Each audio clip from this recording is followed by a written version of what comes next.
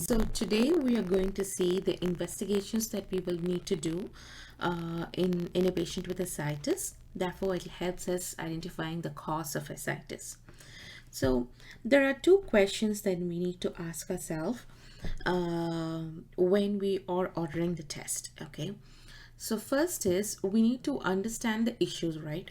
So we need to know the test either will give us an idea if the fluid is infected or if the portal hypertension is present.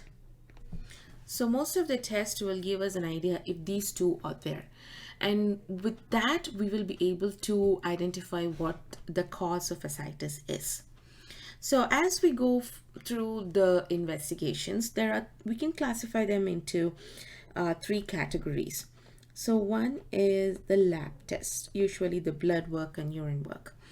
And then we have imaging, where we can order for ultrasound and other CT and MRI if needed. And then third is the diagnostic ascitic fluid test, so which is abdominal paracentesis. Okay. So in order for us to cover these three types of investigations, I will first go through imaging and then abdominal paracentesis, because with this abdominal paracentesis we can cover all, most of the differentials in the that can lead to ascites. And then after that, with the help of lab test, we can correlate the test and we'll be able to identify what the cause is. So first, as I mentioned, we can go through imaging. So when we talk about imaging, ultrasound is a non-invasive test that we can do, and it is the gold standard when we consider ascites. So it basically tells us if there is cirrhosis present or if there is some malignancy that we can think of. So it gives a broad idea on what the cause could be. Okay. And when we order ultrasound, it is important that we order for a complete abdominal ultrasound. This is because in some centers the ultrasound can will not cover the spleen. Abdominal ultrasound will not cover the spleen, so therefore we need to make sure that the spleen is also covered. And to see if there is any, so as I mentioned, there are a few things that we can see. So for example, if there is cirrhosis, then there will be nodules present, and if there is malignancy, we can see some mass or other signs of it. And then portal hypertension. So what are the signs that we can look for portal hypertension while we do ultrasound? So one thing that is the portal vein itself can be dilated. So portal vein dilation, okay, so it can be more than 13 millimeter. This is for portal vein. And then there will be reduced portal venous flow, and then recanalization of umbilical vein.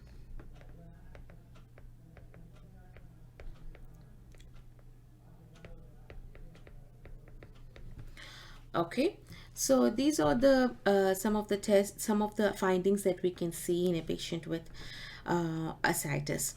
And if the ultrasound is indicative of carcinoma, then we can go for CT or MRI as needed. Okay, so this is for imaging. And then we have the abdominal paracentesis.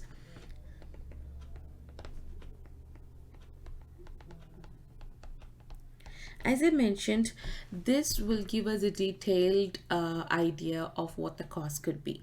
So one most the most important thing for us to see immediately in case when we do ascitic tap is that is the fluid infected.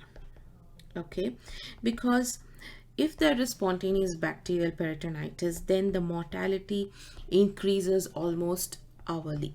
So it is vital for us to rule out infection in a patient with ascites. Okay, so there are a few tests that we can think of. So first is noting the appearance of the fluid. Okay, so the appearance itself will give us an idea, and I will be covering in detail about all the different types of appearance that we can note. And then SAC. So it is serum albumin,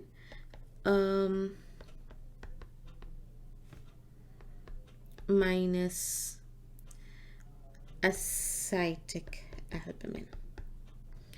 Serum ascitic albumin gradient. So this can tell us if there is portal hypertension present or not. And then we can also look for cell count and differentials. This can give us a brief idea on what to say, if there is infection present or not, definitely. And also sometimes it can help us differentiate the types of the other conditions that can result in ascites, including malignancy. And then total protein. So total protein in association with SAG can give us an idea if the ascites is caused mainly because of liver conditions or because of cardiac conditions or renal conditions and all that. So these are the tests that we can think of in case of abdominal paracentesis, and of course there are some other tests that we can do following these four main tests. Depending on the results that we get in these tests, for us to get a better idea, we can order for other tests as well, which we will be covering now. Okay, so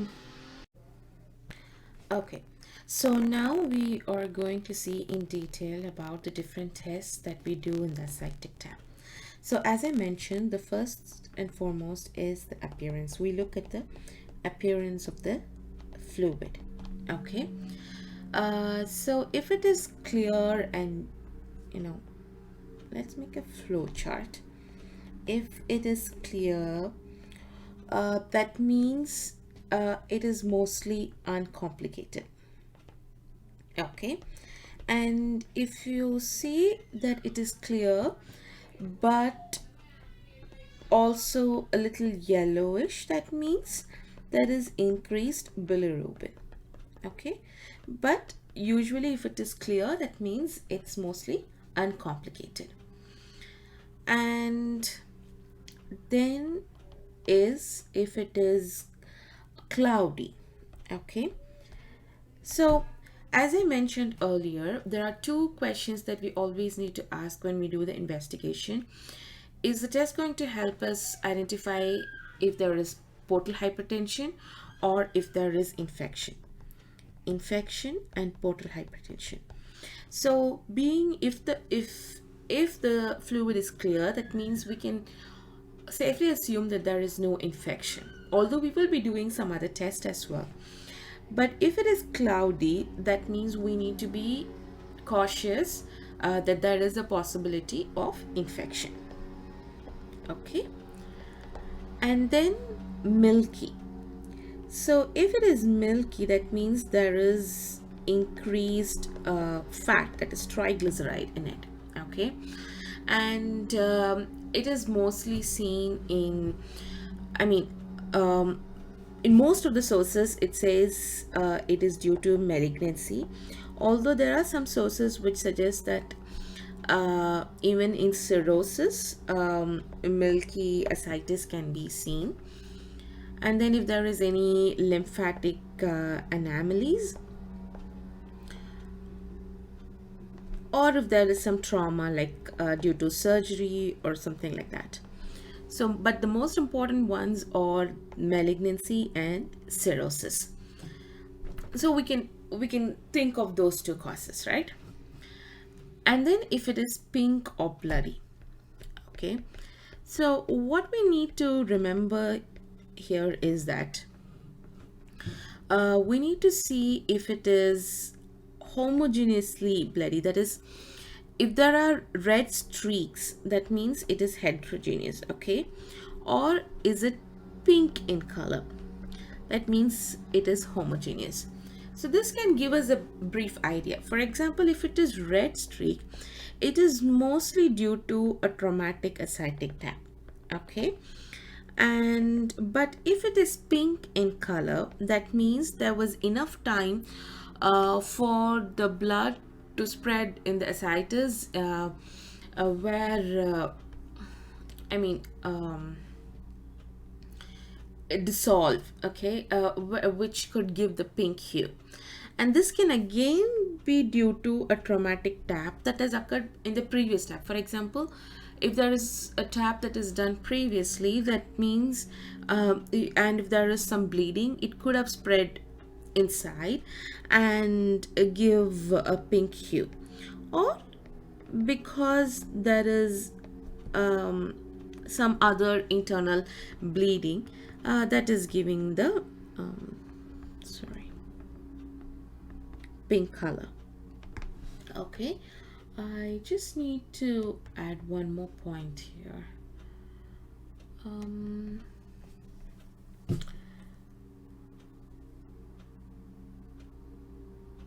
Yeah, so that is, yeah, I was right. So basically, if it is pink, that means there was enough time for the blood to be, distributed in the ascites, and it can give the pink hue even in case of traumatic tap. So how do we differentiate is that okay, and I'm sorry that I'm getting a little confused. So in case of traumatic tap, that is when you see a red streak, what you can do is you repeat the tap from the other side, and see if there is still any bleeding. So this can give us an idea if it is due to the tap or due to another cause. Okay, and so if there is internal bleeding, then we can think of malignancy, hepatocellular carcinoma, and sometimes it can be spontaneous as well, spontaneous bleeding in patients with ascites as well. And some in rare cases that it can also be because of tuberculosis, but it is very rare. Okay, and another thing that I missed earlier in the milky part is no, I did not miss something. I'm sorry that I'm getting a little confused because it is a lot of information. So maybe as we revise it further and further, we will be more clear with all the information. So this is regarding the appearance. So if it is clear, that means it is uncomplicated. And if it is yellow, that means that is increased bilirubin. Cloudy, an alarm to see for if there is any infection. And then milky or pink or bloody. And but if it is brown in color, that is instead of yellow, if it is brown in color, that means there is a lot of bilirubin. Okay, and if in that case it is either due to a ruptured like I'll put brown here.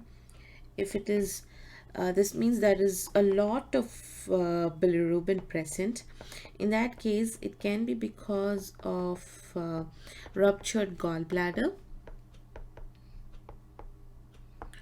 or perforated duodenal ulcer. Okay.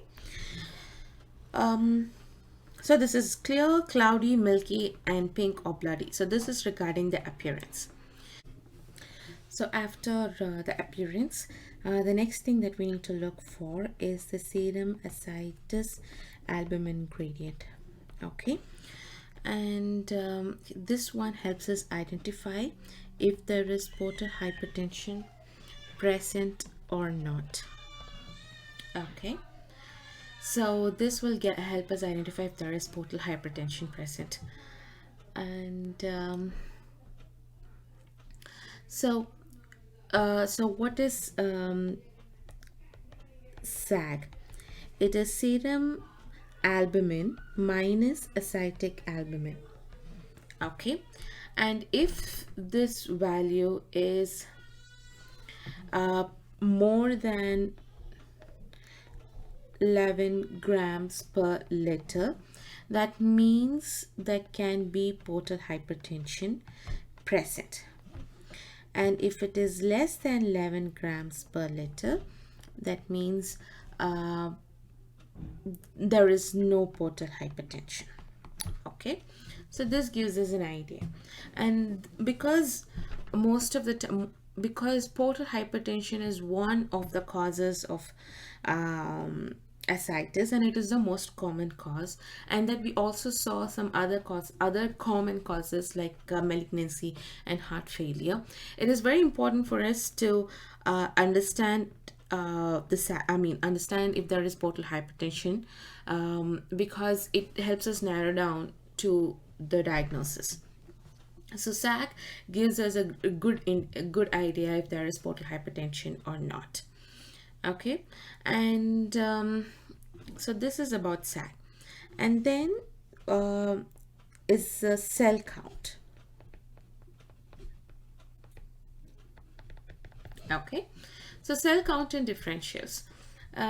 Basically, again, the two questions that we need to ask: if there is infection, if there is portal hypertension. Appearance gives an idea on both if there is infection or if it can be because of portal hypertension. And SAG gives us an idea if there is portal hypertension. And cell count, again, it gives the idea of both if there is infection and portal hypertension. Mainly infection. Okay. So what we need to remember here is that we need to finish the cell count. I mean, we need to get the results within 1 hour of collecting the sample. And it is very important that we follow up with the lab and we get the results as soon as possible. Because as we mentioned earlier, every hour it gets delayed for a patient with infection, the mortality keeps increasing by around 3%. So it's important that we identify the earliest.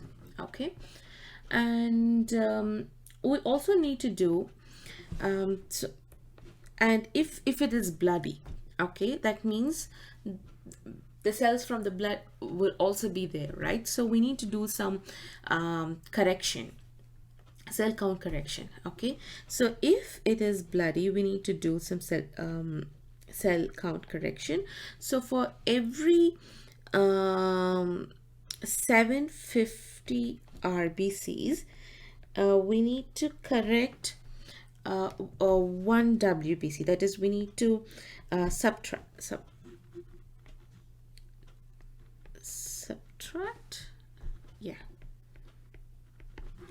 1 WBC. And for every 250 RBCs, we need to subtract 1 neutrophil. Okay, so so we need to do cell correction if it is bloody. And then the other important thing that we need to remember is if it is more than 250 cells per millimeter cube, then we need to think of infection. Okay, and we need to start them on empirical antibiotics immediately.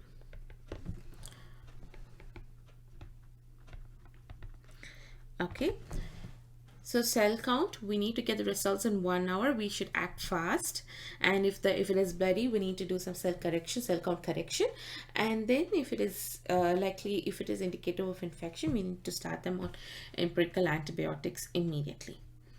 Okay, and I believe I haven't missed anything here. And then we have the next one is total protein count. So this total protein count will give us an idea if it is a transidate or an exudate. And earlier this used to be the I mean, what to say, identifying transidate and exudate used to be the primary focus in helping us coming to our diagnosis, but these days it is more of a combination. So total protein count with SAG gives us a very good idea on what the cause could be. So for exudate, the value of total protein will be more than or equal to 2.5 grams per deciliter, and for transidate it will be less than 2.5 grams per deciliter.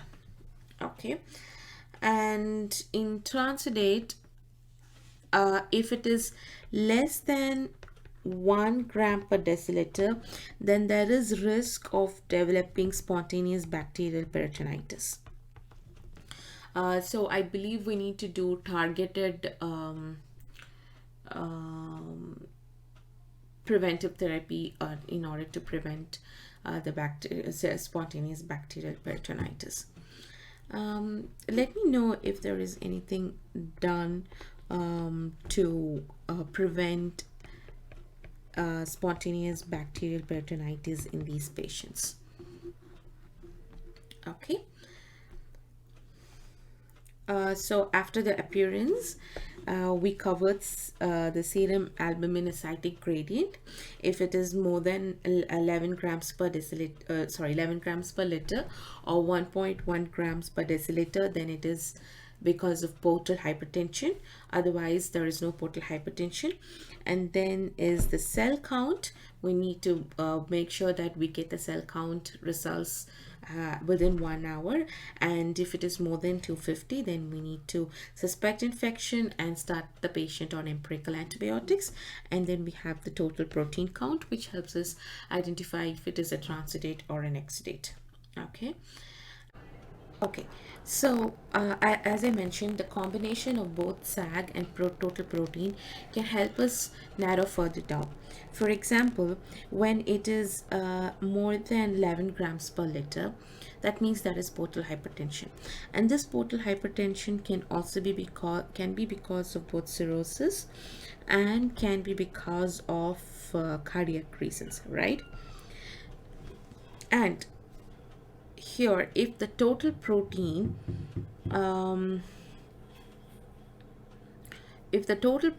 is less than 2.5, that means it is because of cirrhosis. So it will be a transidate, and the SAG will be more than 1.1 grams per deciliter. However, if it is due to cirrhosis from cardiac ascites, okay, in that case the total protein concentration will be more than 2.5. So that will give us an idea of this. Okay, so I hope it makes sense here. So this is the combination that we're looking for: portal hypertension, and if it is less than 2.5, then that means cirrhosis, which is an uncomplicated cirrhosis. And then if it is due to cardiac ascites, that means the total protein concentration may be more than 2.5. Okay, on the other hand, if it is a transidate and if the SAG is less than 11 grams per liter, that means it is due to nephrotic causes, nephrotic ascites. I hope that makes sense. So this both combination will help us differentiate if it is due to uncomplicated cirrhosis or cardiac or nephrotic causes. Okay. And then there are other tests that we can do.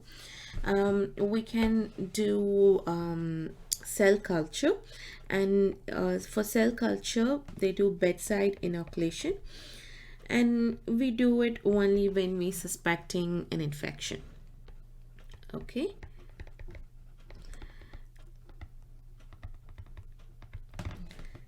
And then we can also do glucose.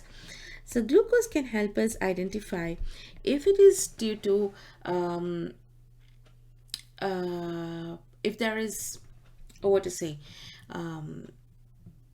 okay, if there is any bowel perforation or anything like that. So the basic concept is there will be glucose present in the ascites, but if there is a cancer cell, or if there are white blood cells, that means then the glucose will be consumed, right? So that is the idea. So if there is malignant cells, then there will be reduced glucose. So glucose, if it is reduced, that means there can be malignancy. And also if there is infection, again the bacteria can consume the glucose, and it will be reduced. And in case of bowel perforation, so you can see that in bowel perforation there is a lot of WBCs and even bacteria that are entering into the ascites, and it's a lot. Therefore the glucose will also almost be undetectable here. Okay, so glucose will also help us identify. So if you're suspecting infection or malignancy, we can also check for the glucose. And then lactate dehydrogenase. Lactate dehydrogenase also gives an idea if there is going to be a bowel perforation. Again, the concept behind is that these are much larger molecules than compared to glucose. Therefore, if that is going to come to the ascites, that means the passage is easier for them to go. So that can be indicative of bowel perforation. And how do they do the test? So that is an ascitic fluid to serum lactate dehydrogenase ratio, and it is usually 0.4 in uncomplicated ascites, whereas it comes if whereas in bowel perforation it will be more than 1. Okay. And also it is also seen in infection and malignancy, very similar to glucose, but it can give us a good idea if there is bowel perforation, because these are much bigger molecules. And gram stain, it is not usually done these days. However, I mean, from the sources that I was able to read, it says that, sorry, gram staining is not very effective in helping us identify what the cause is. But even then, we can differentiate it from a spontaneous bacterial peritonitis to secondary infection. So in secondary infection, there will be sheets of different types of flora that can be seen. So that can help us identify these two causes of infection. And if we are suspecting pancreatic ascites, then we can check the amylase concentration, again ascitic fluid to serum ratio, and this is also usually a 0.4, but whereas in pancreatic ascites it will be more than 6, so that's a lot, right? And so these are some of the tests that we will be doing. In addition to that, if we are suspecting malignancy, then we will also be doing cytology. And We can also yeah, so these are the things that we will do in the ascitic tab, right?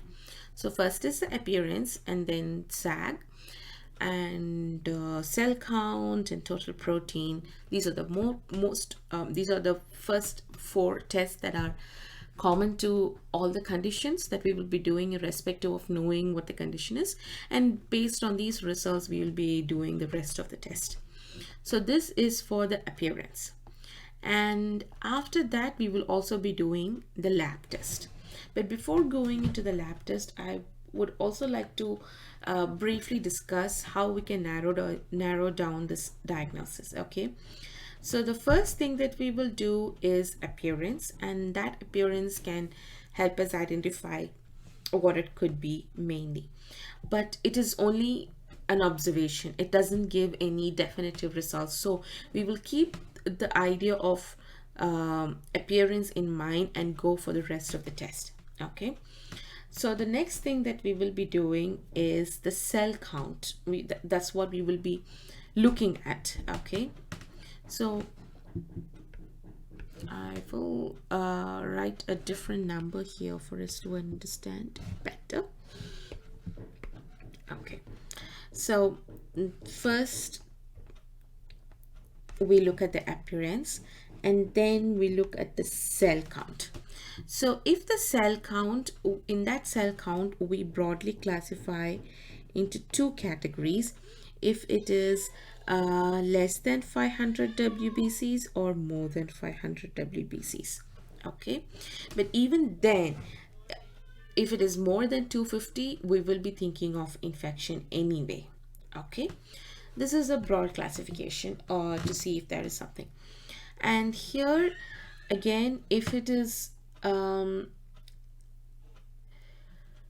less than 500, we again see if it is less than 250 polymorphonucleosides or more than 250 polymorphonucleosides. So I believe that was the information here. It's polymorphonucleosides, not WBCs here. Okay, so less than 250 or more than 250. This will again give us an idea. How? Before going further, we'll just keep it here. Okay, and then we will be doing SAG, right? So when we do SAG, and if it is less than 250, that means there is no infection, right? There is no infection. And then if it is more than 1.1, that means there is no infection and it is only portal hypertension. That means it is an uncomplicated ascites. Okay, on the other hand, if it is no, I'm sorry, if it is, that means it is an uncomplicated ascites. Okay, but again it can be because of cirrhosis or cardiac, which we will be able to identify through total protein. I believe I'm making it a little bit confusing, but let me clarify it again. So first we will be looking at the cell count, and we see, why don't I go for a flow chart again? Okay, so I'll go for a flow chart.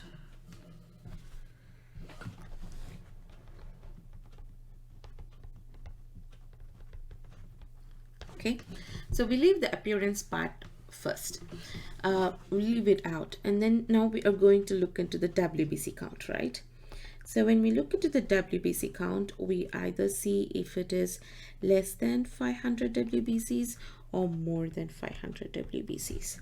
Okay, and then if it is again less than 500 WBCs, we see for the polymorphonucleosides if it is less than 250 or more than 250.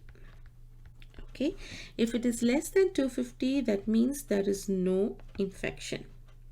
Okay, and then we look into the SAG and we see if it is more than 1.1 grams per deciliter or less than 1.1 grams per deciliter.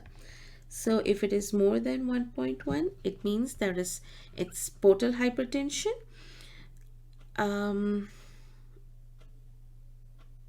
yeah, it is portal hypertension, but again it can be because of cirrhosis or cardiac, right? So it can be because of cirrhosis or cardiac. So how are we going to differentiate that? For that, we will be doing total protein count. And in total protein count, in uncomplicated, that is cirrhosis, the total protein count will be less than 2.5, whereas it will be more than 2.5, which is an exudate in case of cardiac ascites.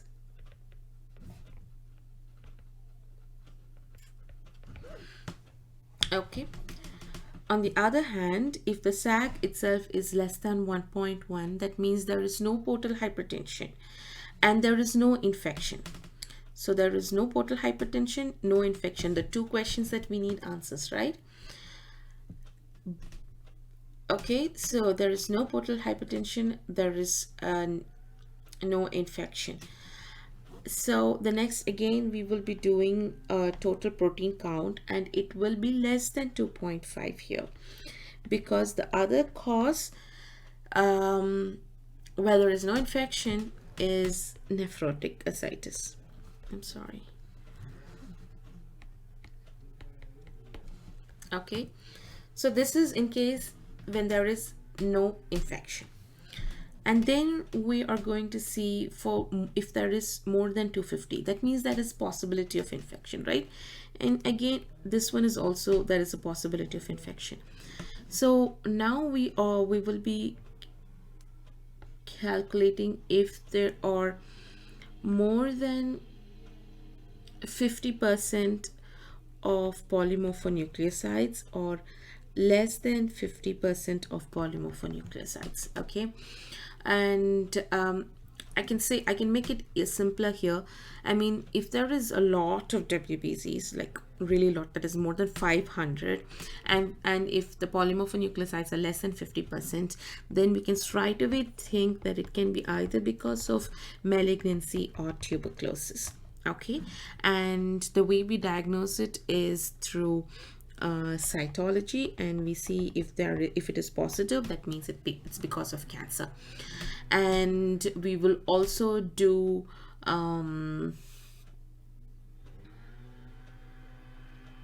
SAG here, and if the SAG is more than 1.1 or less than 1.1, so based on the SAG results, we will be seeing if there is portal hypertension present or it is not there. So less than 50% polymorphonucleosides, that's a different category. We don't need to think of it. And then if it is more than 50%, then that means there is an infection. Okay, that gives us an idea that there is an infection. So after the polymorphonucleosides, we go for the SAG, right? So again, if the SAG is more than 1.1, that means there is portal hypertension. Okay, so there is portal hypertension, but also there is a sign of infection. Okay, in that case, it is most probably because of spontaneous bacterial peritonitis. Okay, or I'm sorry, it is more than 1.1, that means there is portal hypertension present and there is infection present. So it can be either because of spontaneous bacterial peritonitis or secondary bacterial infection. Okay, and how do we go about that? So this is where the total protein count comes into effect. So in total protein count, in spontaneous bacterial peritonitis, the total protein count will be less than 1 gram per deciliter, whereas in secondary bacterial infection, it will be more than 1 grams per deciliter. I believe that is a bit clear here. And if it is less than 1.1, that means there is no portal hypertension in, but there is infection. So we can think of pancreatic ascites, where there will be elevated amylase.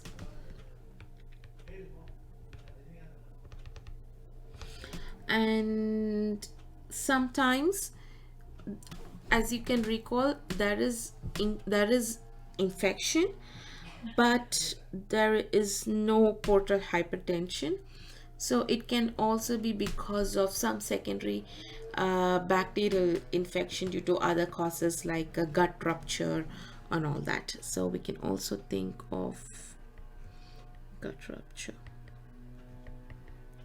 Okay, I know this is a lot confusing because I am genuinely confused.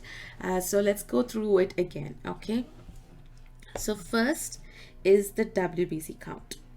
Okay, so in WBC count we see if it is less than 500 or more than 500.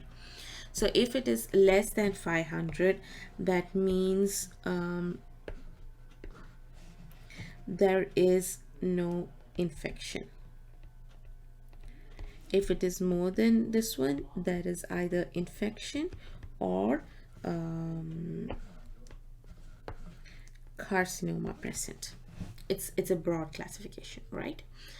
And then so we'll keep this step separately.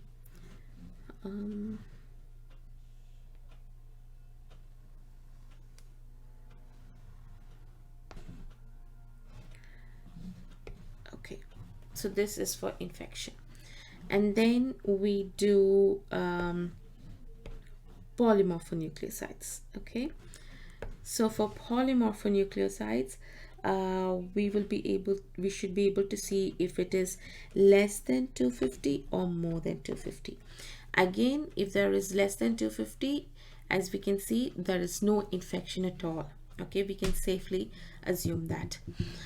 And so, but if it is more than 250, again, more than 250, then there is infection, or it can be due to carcinoma.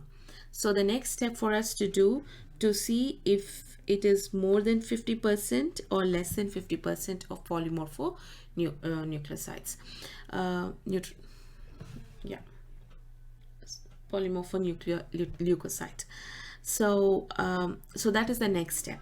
So we have seen the WBC count to broadly classify if there is infection or not, and the next step is also about seeing infection or not. Okay,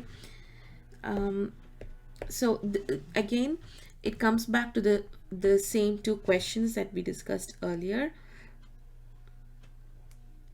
that if there is infection or if there is portal hypertension. So now we have almost covered the first question. So the next part is where we will be able to see if there is portal hypertension present or not. I'm sorry, and that is through SAG. Okay, so SAG, always remember, if it is more than 1.1, that means that is portal hypertension. If it is less than 1.1, that means there is no portal hypertension. So that is basically the idea that gives.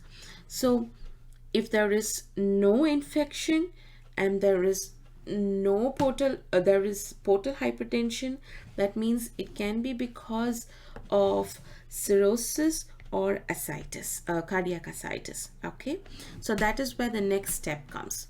So the SAG, it will only help us mainly to see if there is portal hypertension present or not. So I'm going to highlight only this part. Okay, so this helps us identify if there is portal hypertension present or not. And this one, along with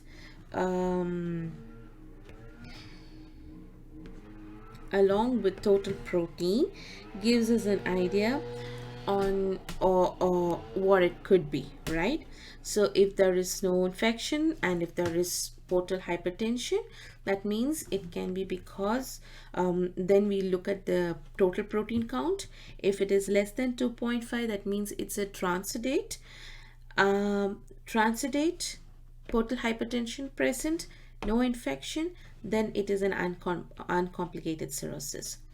Whereas it's a no infection, portal hypertension present, but it is an exudate, then it becomes a cardiac ascites.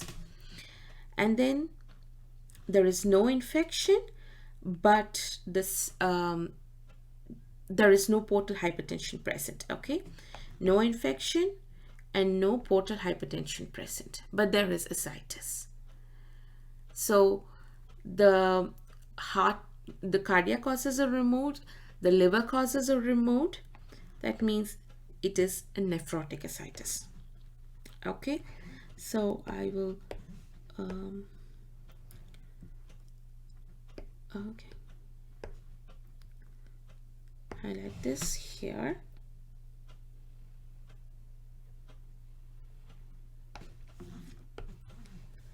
And then there is infection because it's more than 250. That means it's mostly infection and not tuberculosis. And now we have infection there. So now our duty is to find if it is a spontaneous bacterial peritonitis. So for spontaneous bacterial peritonitis, there will be portal hypertension, right? So if there is infection and if there is portal hypertension, then we should be thinking of spontaneous bacterial peritonitis. But however, we need to differentiate it from secondary bacterial peritonitis, and that can be done through total protein. So I'll just highlight this one here again, the total protein count, because it is confusing. Okay, so as you can see, the total protein count, if it is less than 1, and if there is portal hypertension, then it is because of spontaneous bacterial peritonitis. However, there is portal hypertension but the protein count is more than 1 grams per deciliter, then it is a secondary bacterial peritonitis. Okay, so I will highlight this in a slightly different color so that it's easy for us to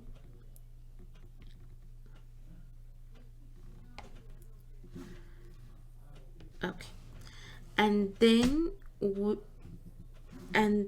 we have this condition where there is likely an infection but there is no portal hypertension.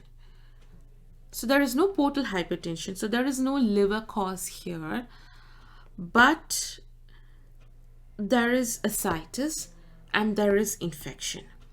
So when we are going to remove the liver and there is an infection and there is no portal hypertension, so almost all the other causes of portal hypertension including cardiac causes and nephrotic causes, everything else is removed, then in that case we need to either think of gut rupture or pancreatic ascites.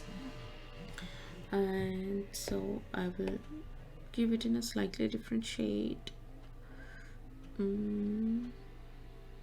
Okay, I'll go for this. Sorry, I'm taking a lot of time too. Okay, so I believe this gives us a fair idea on how to come up with the diagnosis. So we have covered imaging and we have covered abdominal paracentesis. So the next thing we need to cover is the lab tests.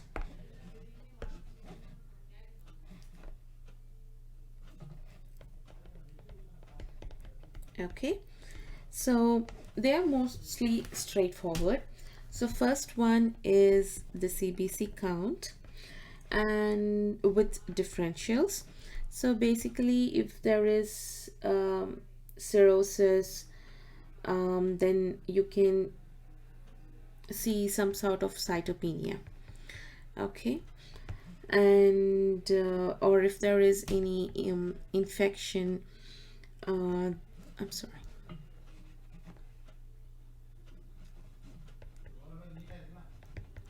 if there is any infection, then there can be leukocytosis. Okay.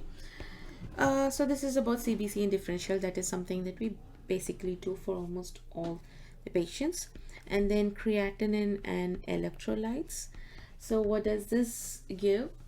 um, it gives us an idea if there is any acute kidney injury, as you see in hepatorenal or cardiorenal syndrome, or even in nephrotic syndrome. And also, uh, if there is hyponatremia, that means again it can be indicative of cirrhosis or nephrotic syndrome, or even congestive heart failure. Okay. So, and then urine test, we do urine analysis, and it basically gives us an idea if there is nephrotic syndrome present or not. In that case, where there will be proteinuria. And what other test? Portal hypertension. So we will be doing a liver function test to see all the ALT, AST, all that. And then we also need to rule out infection. So infectious workup, which include hepatitis B, C, and also HIV serology. It's important. And then if we are suspecting any cancers, then we will be looking for some cancer markers like CA125 in case of ovarian, or AFB in case of hepatocellular carcinoma, and all that. And if it is pancreatic, I believe it is 19, I'm not sure. Okay, and so these are the lab tests that we will be doing. And apart from that, do we do other tests? We can, but these are the first initial set of tests that we will be doing in a patient with ascites. Okay, so now let's go through everything briefly. So the two most important questions that we need to think of is if there is infection and if there is portal hypertension, because these two will give us a big clue on what the cause could be. So the lab test, we will do all the routine tests like CBC, differentials, electrolytes, urine analysis, liver function test, and also to rule out infections. And then we do imaging. So for imaging, we mainly do ultrasound. So ultrasound is the gold standard.